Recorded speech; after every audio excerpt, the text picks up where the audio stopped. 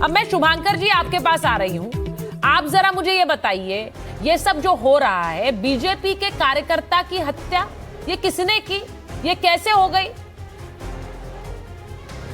मैं अब ये जानना चाहता हूँ आखिर ये कब तक ये जो चल रहा है कि ये जो बार बार कहा जाता है, प्रधानमंत्री जी खुद आए, उन्होंने कहा कि नहीं बदला नहीं बदल चाहिए। हालांकि ये भी जो नैरेटिव है, एक टाइम पे ममता दीदी ने ही कहा था, इसको यूज किया गया था। फिर इसको जो है आप आज के दिन में दर्शक है तो भाई हमें रिवेंज नहीं चाहिए, हमको बदलाव चाहिए। क्या यही बदलाव है? बदलाव दे दिया आप लोगों ने लोगों को, और बात यही होती है। चलिए मैं थोड़ी देर के लिए मान लेता हूँ, जब आप ये कहते हैं ना कि भाई वहां पे टीएमसी, भाई आज के दिन में 2.5 लाख फोर्सेस वहां पे हैं, आपके फोर्स वहां पे बैठे हुए हैं, 2.5 लाख आपके अर्धसैनिक बल वहां पे हैं, वो आप ही के अंतर्गत में चल रहे हैं, उनको रखा इसीलिए गया था। उसके बावजूद अगर हो रहा है, उसके बाद आप कहां से मंगवाएंगे? अब जाके फिर यूपी से सुपर कॉप, महाराष्ट्र से किसी को बुलाइए ना, सुंघम राठौड़ सब बुलाइए इस पर से। आप लोगों ने तो यही सब तो किया पूरा उसमें। अब बात यह है कि जब यहाँ पे चलाया जा रहा है, आप कह रहे हैं इधर से 60 लोग मरे, क्यों? Why are we underplaying? अब वहां पे जो पूरा जो कंटिन्यूअस जो चल रहा है वहां पे, उसको हम लोग अंडर प्ले कर रहे हैं। उन कहानियों को तो बाहर ही नहीं आने दे रहे जो अलग अलग क्षेत्रों में हो रही है। जिस जगह पे ये जो आगजनी दिखाई जा रही है, आपके रिपोर्ट पर भी दिखाई जा रही है, उसमें कह दीजिए वो टीएमसी खुद जाके अपने जो है ऑफिस जला दे रही है, आराम से कह दे रहे हैं। और जहां तक रही एक बात मैं आपको बता दूं साहब, नहीं, ये किसने कहा है? ये किसने कहा है? ये अरे आपने शायद सुना नहीं, आप ही के रिपोर्ट में कह रहे थे, आप ही के रिपोर्ट में अभी थोड़ी देर पहले एक किसी का इंटरव्यू किसी का नहीं, तो ये बोलिए कि वहां पर स्थानीय कोई व्यक्ति कह रहा था, ये मत कहिए कि हमारे रिपोर्टर कह रहे थे। Don't misquote. क्या मैंने नहीं, गलत जानकारी मत दीजिए। हमारा कोई रिपोर्टर नहीं कह रहा था ये, वहां जो लोग ग्राउंड पर कह रहे हैं वो उनकी बातचीत में कह रहे होंगे, ये मत कहिए।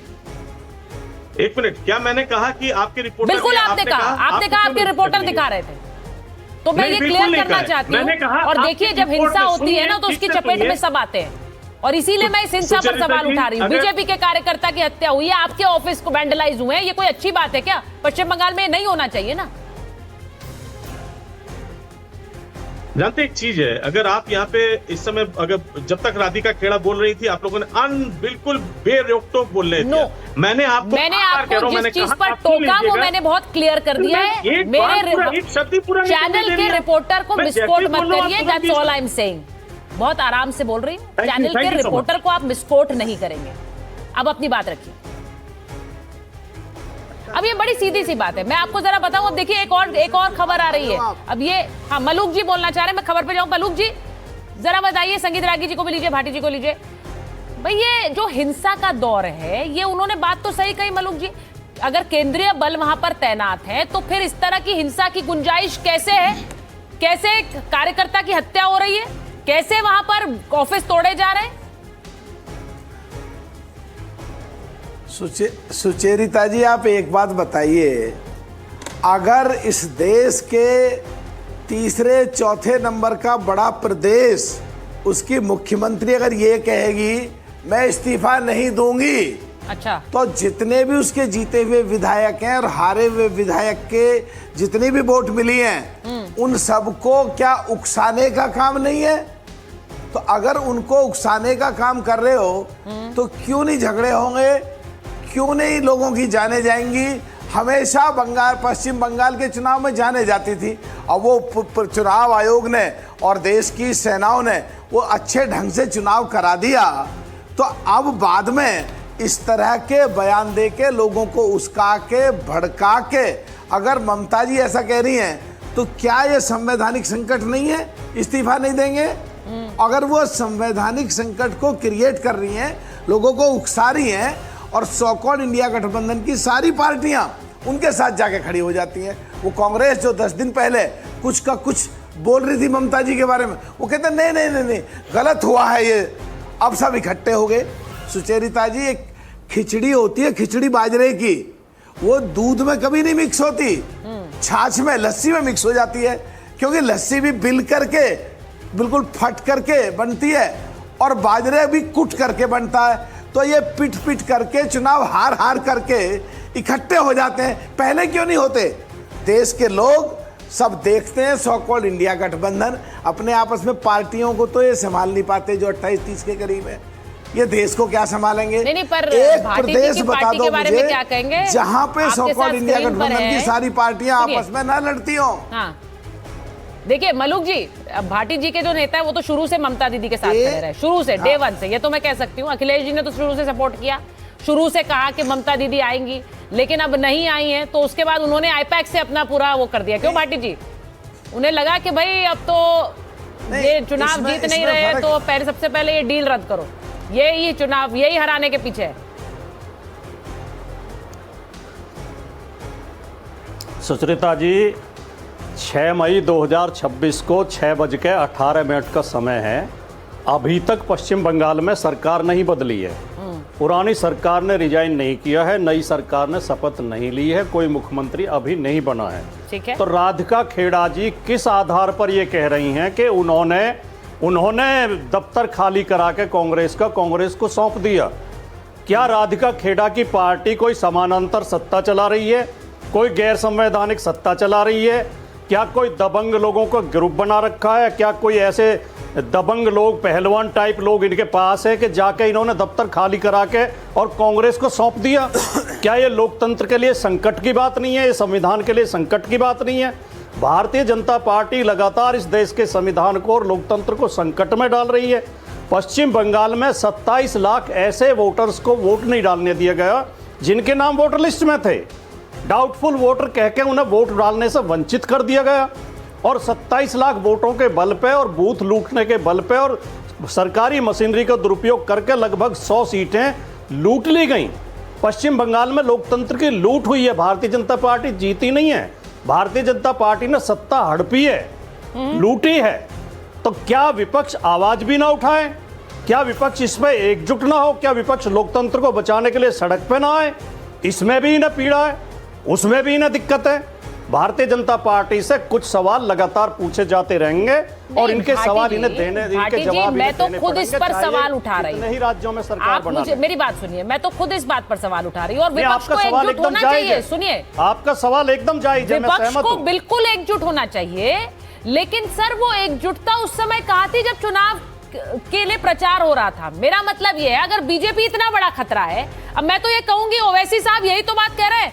आप लोग जो बात उन्होंने कल कही, उन्होंने यही कहा कि सो कॉल्ड सेक्युलर पार्टीज हैं, कहती रहती हैं सेक्युलर हैं, लेकिन एक दूसरे को खाने के लिए आती हैं, और उसके बाद देखिए हश्र क्या होता है, कोई हरा नहीं पाता बीजेपी को। उन्होंने यही बात कही ना, तो चुनाव से पहले कांग्रेस टीएमसी साथ आ सकती थी, नहीं आई। अनुमा जी यहाँ बैठी हुई है, आप बताइए मुझे, आप लोगों का तो कुछ है नहीं वहां पश्चिम बंगाल में, लेकिन अगर बताइए साथ आकर बीजेपी को डिफीट कर सकते थे ना। 10 सेकंड में जवाब। हाँ बोलिए, प्लीज बोलिए। 10 सेकंड में मैं आपके सवाल का जवाब देना चाहूँ। हर आदमी चाहता है अपने परिवार के लिए काम करता है, कमाता है, संपन्न, अपना परिवार संपन्न हो, अपने बच्चों को सारी सुख सुविधाएं मिले, काम करता है। लेकिन जब देश में संकट आता है तो व्यक्ति परिवार छोड़ के देश के लिए लड़ने के लिए चला जाता है। जब पार्टियां अपने लिए लड़ रही थी, लेकिन अब लोकतंत्र पर संकट है तो पार्टियां एक हो रही हैं। ये सवाल उठाना जायज नहीं है कि अब क्यों एक हो रहे हो? पहले आप कितने साल से कह रहे हैं लोकतंत्र पे संकट है, अभी दिख रहा है आपको लोकतंत्र का संकट? कैसी बातें कर रहे हैं भाटी जी? पता नहीं कितनी डिबेट्स आप मेरे साथ कर चुके हैं जिसमें लोकतंत्र का खतरा और संकट की बातें कर चुके हैं। तो आज था ये संकट? अगर ये संकट था और पिछले कई सालों से था, तो साथ आइए ना। चंडीगढ़ में क्या? साथ आइए और हराइए बीजेपी को। अब वो जीत रहे हैं और उस पर आप वोट चोरी कहते हैं। एक बार संगीत रागी जी को लाइए, प्रोफेसर रागी। प्रोफेसर रागी, जो तलवारें निकल रही हैं, ये जो तस्वीरें हैं जरा दिखाइए, ये टीएमसी दफ्तर से निकली हैं भाई। तलवारों का एक पूरा जो तस्वीरें आई हैं हमारे पास, टीएमसी दफ्तर में ये तलवारें रखी हुई थी। अब जब वहां पर दफ्तर पर जो पुलिस ने एक तरह से इनको जब्त किया, उसके बाद ये तस्वीरें जारी की गई। अब क्या जरूरत थी इनकी? यहाँ पर क्या कर रही थी तलवारें दफ्तर के अंदर? मुझे तो समझ नहीं आता है। शुभांकर जी चले गए हैं नाराज होकर, लेकिन मैं आपसे पूछ रही हूँ क्या जरूरत थी भाई? भाटी जी, क्या जरूरत थी? तलवारें रखते हैं क्या आप अपने समाजवादी पार्टी के दफ्तर में? मुझे पहले ये बता दीजिए, रखते हैं क्या? मुझसे पूछ रही हैं आप? हाँ, रखते हैं ऐसे तलवार, ऐसे हथियार? हम तो नहीं रखते, लेकिन बीजेपी और विश्व हिंदू परिषद से जुड़े हर संगठन के दफ्तर में आपको तलवार और त्रिशूल मिल जाएंगे। आप तलाशी लेके देख लीजिए, लाठियां मिल जाएंगी। आरएसएस के हर दफ्तर में लाठियां, भाले, त्रिशूल और तलवार मिल जाएंगे। बोलिए, ठीक है। आरएसएस के हर दफ्तर। प्रोफेसर आगी जवाब दे दीजिए। प्रोफेसर आगी, सुचरिता, हाँ। पश्चिम बंगाल में लोकतंत्र इसी भरोसे चलता था, इन्हीं तलवारों के बल पर चलता था, और उनको उम्मीद थी कि शायद 4 मई को जो है वो फिर से जीत हो जाएगी। तो जैसे पंचायत चुनाव में 75 लोगों को मार दिया था और 56,000 के लोग जो है आसपास जो है वो जो है आसाम भाग गए थे, झारखंड भाग गए थे। जब पिछला चुनाव हुआ था तो 58 लोगों की मौत हो गई थी।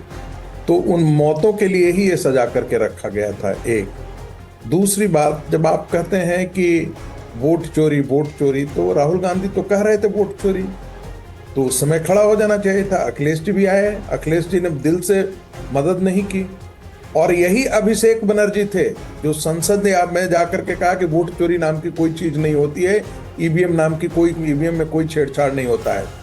यहां तक जाकर के कहा कि कांग्रेस को तो मौका दिया था, बार बार चुनाव आयोग ने बुलाया था, क्यों नहीं जाकर के किया, बता देते कि हाँ वोट चोरी होती है ईवीएम से।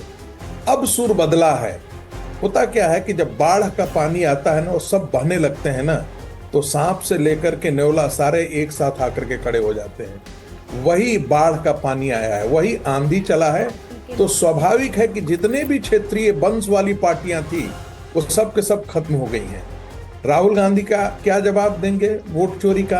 अरे उनका अपना डिप्टी लीडर हार गया। आसाम के अंदर तो चोरी नहीं हुई थी, वहां तो नहीं बताया गया था।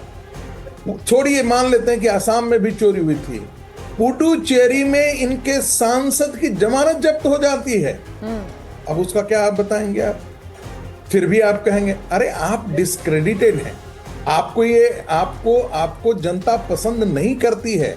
कांग्रेस पार्टी पिछली बार 18 सीटें जीत करके आई थी, आज कितनी सीटें रह गई है? डीएमके के बदौलत थी, 5 सीटें आज रह गई हैं, वो भी डीएमके के बदौलत रह गई। नहीं अनुमा जी हंस रही हैं इस बात पर।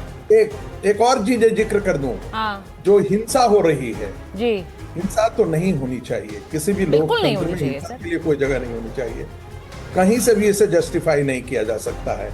लेकिन आप जरा देखिए तो, गांधी जी की हत्या हुई थी तो कितने हजार चित्पावन ब्राह्मणों को मार दिया था।